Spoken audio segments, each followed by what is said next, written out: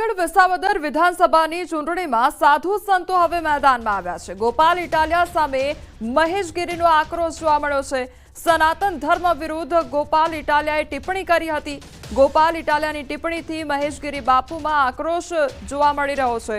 મહેશ ગીરી બાપુ ભૂતનાથ મંદિર અને રાણપુર રામેશ્વર મહાદેવ મંદિરના મહંત છે। કથાઓમાં જનાર માતા બહેનોને નાચવાવાળા કહ્યા છે ઇટાલિયાએ અને મહેશ ગીરી સનાતન ધર્મ વિરોધી પ્રવૃત્તિ કરનાર છે ગોપાલ ઇટાલિયા તેવું પણ કહ્યું છે।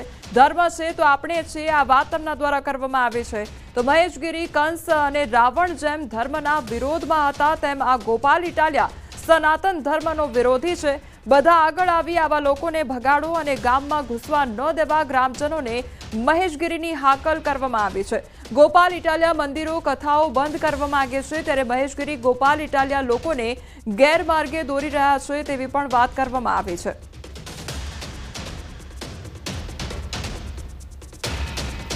એમ કહું છું કે જે પોતાના માતા દીકરીઓને નાચવાવાળી કહી રહ્યો છે, આપણા ભક્તોને હિજડા કહી રહ્યો છે, દરેક ગામના અંદર છાજિયા લેવા જોઈએ બહેનો દીકરીઓએ અને આને ગામમાંથી ભગાડી મૂકો દેવો જોઈએ।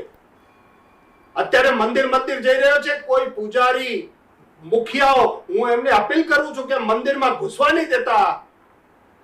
આ જે રાવણ અને કંસ અને એવા બધા જે થઈ ગયા કળિયુગનો ધર્મને ધતિંગ કરવા વાળો આ આવ્યો છે અત્યારે ધર્મના નામે દુષ્પ્રચાર કરીને હવે અત્યારે ધર્મનો આશરો લઈને પ્રચાર કરી રહ્યો છે, મંદિરને શોષણનું ઘર કહી રહ્યો છે।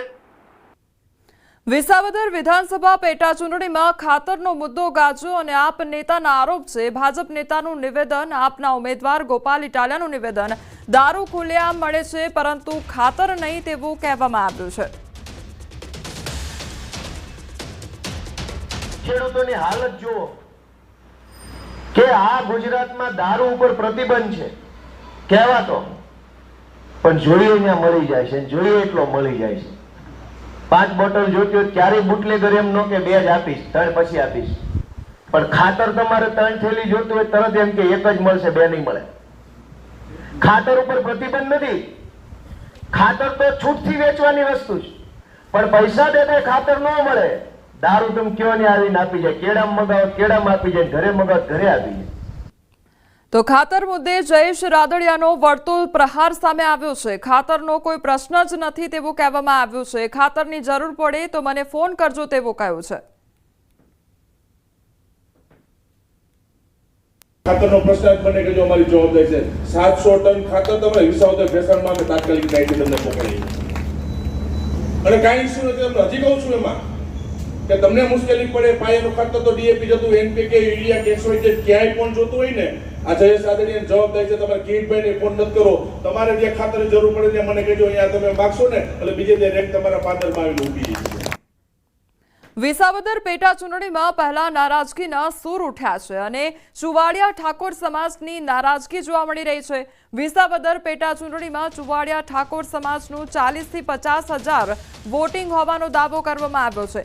વધુ મતદારો હોવા છતાં અવગણના થતી હોવાનો આરોપ લગાવવામાં આવ્યો છે। તો ઠાકોર સમાજના આગેવાને તો એમ પણ કહ્યું છે કે વિસાવદરમાં ભાજપ મોવડી મંડળ ઠાકોર સમાજના નેતાને પ્રચારમાં નહીં ઉતારે તો ભાજપને નુકસાન થશે તેવું કહ્યું છે। વિસાવદર પેટા ચૂંટણીમાં અલ્પેશ ઠાકોર, લવિંગજી ઠાકોર તેમજ ડોક્ટર મુજપરા અને ચંદુભાઈ શિહોરાને પ્રચારમાં ઉતારવા માંગ કરવામાં આવી છે।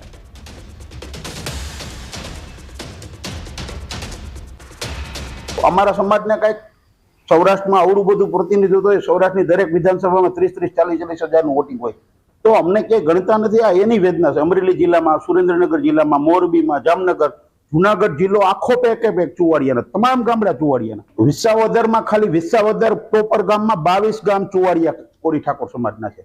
રાણપુરમાં તમામ ગામ 10 થી 12 ગામ, ભેસાણમાં 18 ગામ। વિસાવદર વિધાનસભા ચૂંટણી પહેલા આપમાં ભડકો સર્જાયો છે। પ્રદેશ સંગઠન મંત્રી હિતેશ વઘાસિયાએ રાજીનામું આપ્યું છે તો પાર્ટી દ્વારા સતત થતી અવગણનાને લઈને રાજીનામું આપવામાં આવ્યું છે। હિતેશ વઘાસિયાએ અપક્ષમાંથી ઉમેદવારી કરી છે। પાર્ટીમાંથી ટિકિટ ન મળતા અપક્ષમાંથી ઉમેદવારી નોંધાવી છે તો ઉમેદવાર ગોપાલ ઇટાલિયા સામે આક્ષેપો પણ કર્યા છે।